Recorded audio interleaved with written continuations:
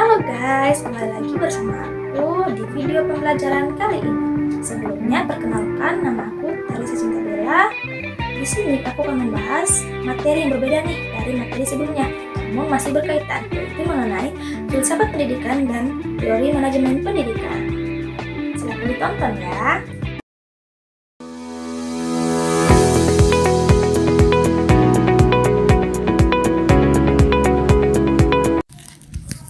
Ketika kita mendengar kata filsafat, apa sih yang langsung terlintas di benak kita? Nah, pasti pikiran kita dibawa menuju peradaban dan sejarah Yunani kuno. Ketika muncul para ilmuwan besar seperti Socrates, Plato, dan Aristoteles. Nah, mereka bukan hanya berpikir tentang alam atau manusia, tapi juga berusaha mencari jawaban mendalam tentang kebenaran, keadilan, dan tujuan hidup. Filsafat sendiri berasal dari dua kata dalam bahasa Yunani kuno, yaitu philos yang berarti cinta atau persahabatan, dan sophia yang berarti kebijaksanaan atau pengetahuan. Sehingga kata filsafat berasal dari kata philosophia yang artinya cinta kebijaksanaan.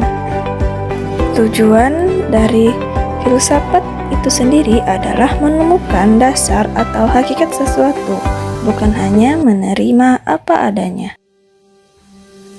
Jadi, filsafat adalah ilmu atau cara berpikir untuk mengkaji dan mencari kebenaran secara mendalam, menyeluruh, mengenai segala sesuatu tentang manusia, alam, pengetahuan, hingga nilai-nilai kehidupan.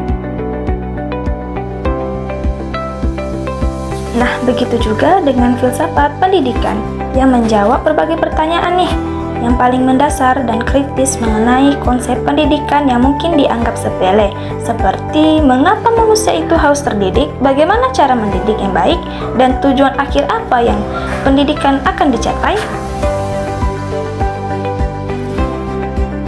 Sebelum kita lebih jauh masuk mengenai filsafat pendidikan, ada baiknya jika kita terlebih dahulu mengetahui mengapa sih filsafat pendidikan itu sangat penting untuk dipelajari. Nah, ada beberapa alasan mengapa filsafat pendidikan itu sangat penting untuk dipelajari. Yang pertama yaitu menentukan dan menemukan tujuan pendidikan. Filsafat pendidikan membantu kita memahami mengapa dan untuk apa pendidikan dilakukan. Apakah untuk menciptakan tenaga kerja, membentuk warga negara, atau mengembangkan potensi individu dan melestarikan budaya. Yang kedua yaitu membangun landasan pemikiran. Setiap kebijakan dan metode pendidikan selalu didasarkan pada filosofi-filosofi tertentu nih, seperti paranealisme, esensialisme, dan filosofi lainnya. Ini membantu kita untuk memahami dan memilih pendekatan yang tepat. Yang ketiga, filsafat pendidikan sangat penting untuk dipelajari bagi calon pendidik-pendidik di masa depan. Sebagai calon pendidik di masa depan, kita harus menjadi calon pendidik yang kritis. Artinya, kita tidak hanya menerima metode pembelajaran yang sudah ada, tapi juga berani bertanya apakah cara ini benar-benar terbaik dan efektif bagi siswa kita. Yang keempat dan yang terakhir adalah filsafat pendidikan adalah kompas di tengah perubahan zaman. Di tengah era kemajuan dan teknologi sekarang ini, filsafat pendidikan tetap menjaga kita berpegang pada nilai inti saat mengambil keputusan dalam dunia pendidikan. Nah, jadi filsafat pendidikan itu adalah jiwa atau kompas dari pendidikan itu sendiri. Filsafat pendidikan secara umum adalah cabang filsafat yang mengkaji berbagai komponen dan konsep pendidikan, mulai dari hakikat, metode, serta tujuan pendidikan untuk memecahkan berbagai masalah di dalam dunia pendidikan.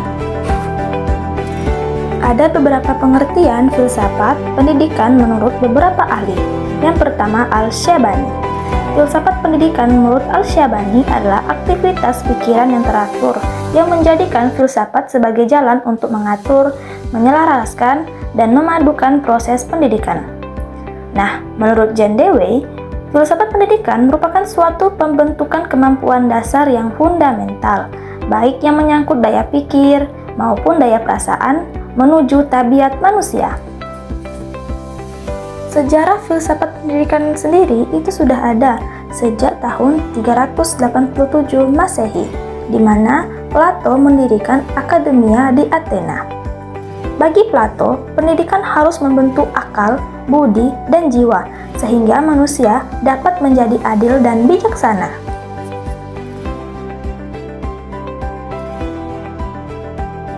Setelah membahas pengertian mengenai filsafat pendidikan tadi, selanjutnya aku akan membahas mengenai ruang lingkup filsafat pendidikan. Filsafat pendidikan memiliki ruang lingkup yang luas dan mencakup beberapa aspek penting. Yang pertama, ontologi pendidikan, yaitu membahas mengenai hakikat pendidikan itu sendiri. Apa sebenarnya pendidikan, bagaimana hakikat manusia sebagai manusia dididik, serta hubungan antara pendidik, peserta didik, dan lingkungannya. Yang kedua, epistemologi pendidikan, yang berkaitan dengan pengetahuan. Bagaimana proses belajar mengajar berlangsung, apa yang disebut pengetahuan, dan bagaimana cara terbaik menyampaikannya.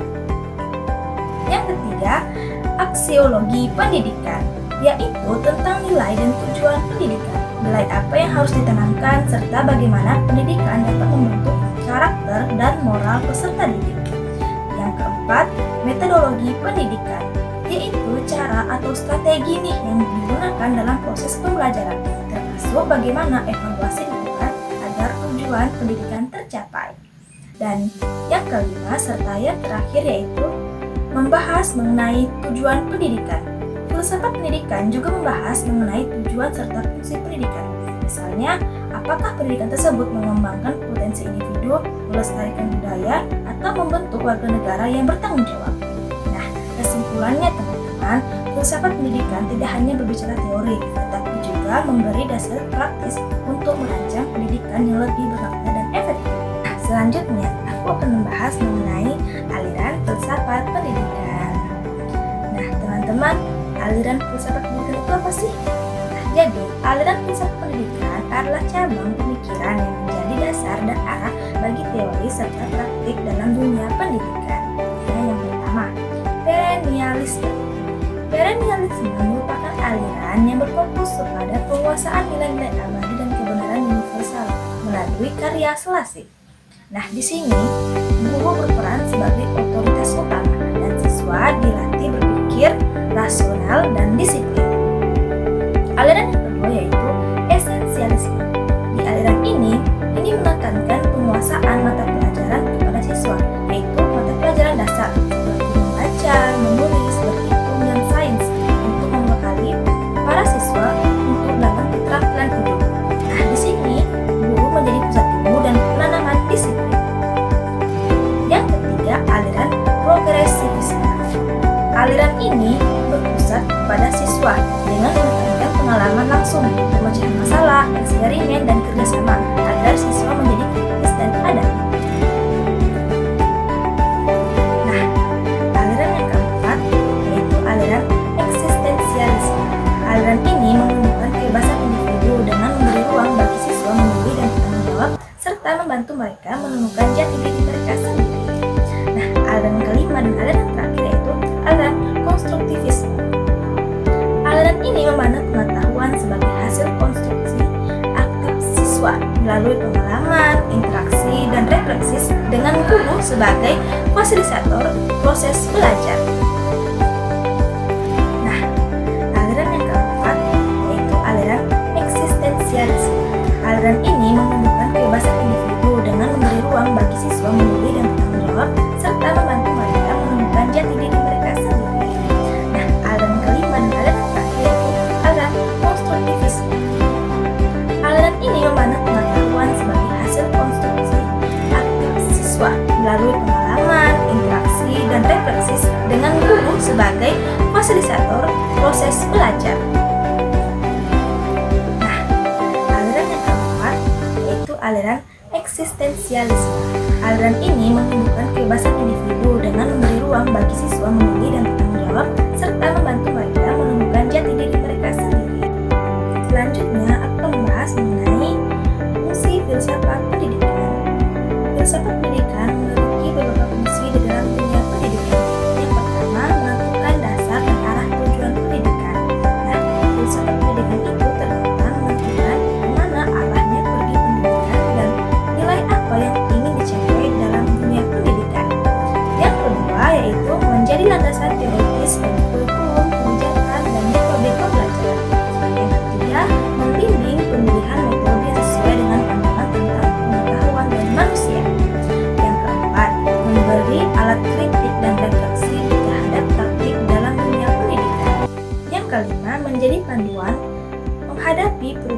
zaman agar tetap berpegang pada nilai inti dari dunia pendidikan.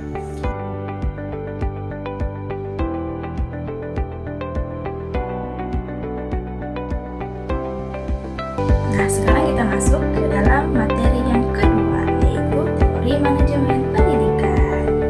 Nah, sebelum kita masuk lebih jauh mengenai teori manajemen pendidikan, alangkah baiknya kita mengetahui dulu nih, apa sih itu manajemen dan pendidikan. Yang pertama yaitu manajemen. Jadi teman-teman, manajemen itu berasal dari bahasa Latin yang dari asal kata manus yang berarti tangan dan emer yang berarti melakukan. Nah, kedua kata ini digabung teman-teman menjadi suatu kata kerja manajer yang artinya menangani. Nah, jadi teman-teman, manajemen adalah proses merencanakan, mengorganisasikan, menggerakkan, dan mengendalikan sumber daya seperti waktu, manusia, sarana, biaya agar tujuan dapat tercapai secara efektif dan efisien.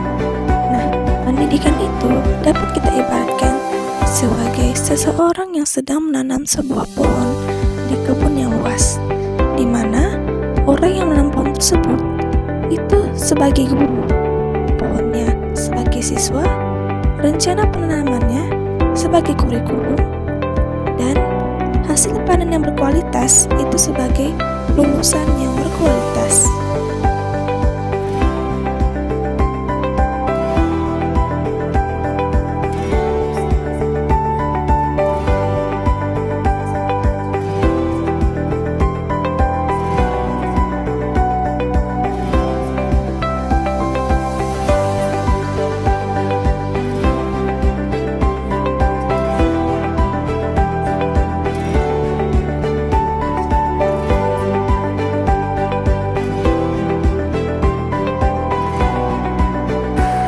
Jadi teman-teman, manajemen pendidikan itu adalah proses yang mencakup perencanaan, pengorganisasian, pengarahan, dan pengendalian semua sumber daya seperti manusia, sarana, dana, dan yang lainnya untuk mencapai tujuan pendidikan secara efektif dan efisien.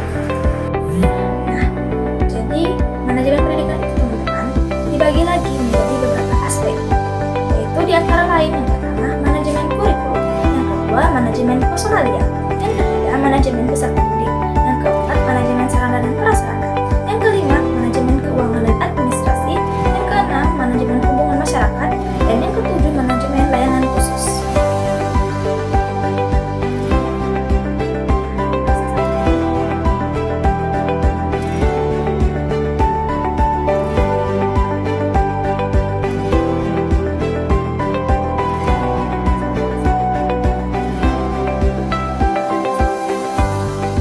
Tujuannya yaitu membuat keputusan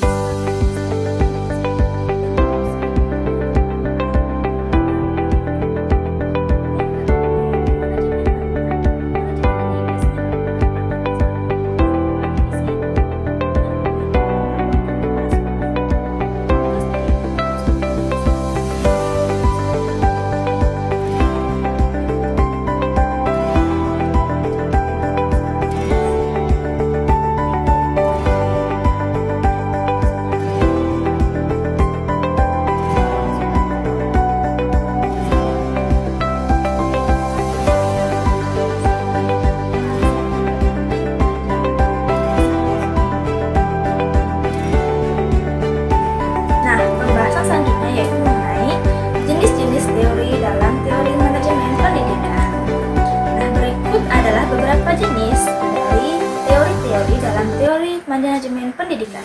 Yang pertama yaitu teori klasik. Teori ini menekankan efisiensi kerja melalui pembagian tugas yang jelas dan struktur organisasi yang rapi.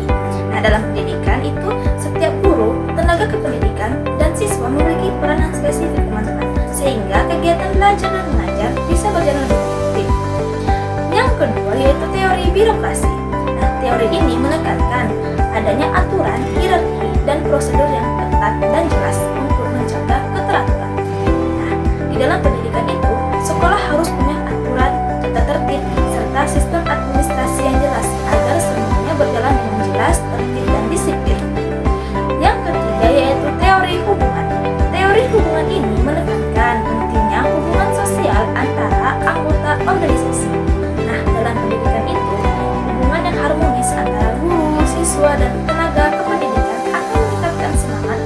serta hasil belajar para siswa.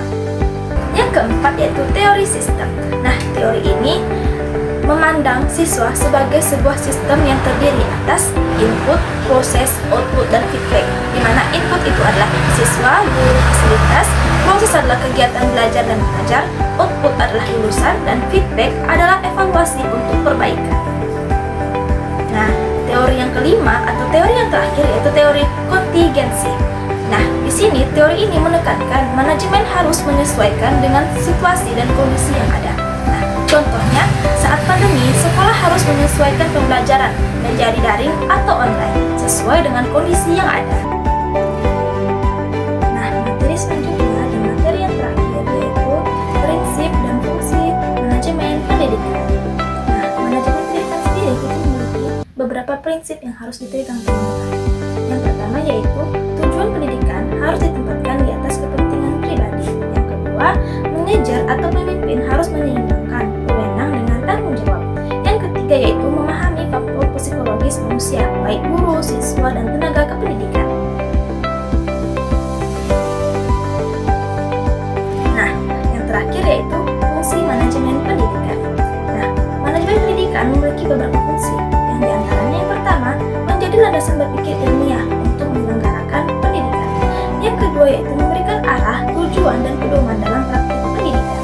Yang ketiga yaitu membantu agar proses belajar tidak sekedar berjalan, tapi punya makna dan tujuan yang jelas. Nah, jadi teman-teman, filsafat pendidikan dan teori manajemen pendidikan itu saling melengkapi dan sangat amat penting dalam dunia pendidikan. Bayangkan teman-teman, pendidikan itu seperti sebuah perjalanan naik kapal. Nah, filsafat pendidikan itu sebagai kompas dan tujuan perjalanan, menunjukkan ke mana kapal harus menuju. Nah, kalau manajemen pendidikan itu seperti nahkoda dan kru kapal yang mengatur bagaimana kapal itu berjalan, mengelola arah, tenaga, bahan bakar, dan perbekalan. Nah, jadi kesimpulannya kalau ada filsafat tanpa manajemen, artinya kapal memang tahu tujuan, tapi tidak akan pernah sampai. Nah, kalau ada manajemen tanpa filsafat, tentu saja kapal bisa berjalan, tetapi bisa tersesat karena tidak tahu arah. Demikian pembahasan materi mengenai filsafat pendidikan dan teori manajemen pendidikan dari aku. Semoga pembahasan kali ini bisa bermanfaat untuk kita semua. Nah, untuk memperdalam materi mengenai filsafat pendidikan dan teori manajemen pendidikan, aku sudah membuat 5 pertanyaan untuk kita memperdalam materi ini. Silakan dijawab ya. Nah, demikian pembahasan mengenai materi filsafat pendidikan dan teori manajemen pendidikan dari aku. Semoga materi ini bermanfaat untuk kita semua. Aku undur diri. Wassalamualaikum warahmatullahi wabarakatuh. Bye-bye.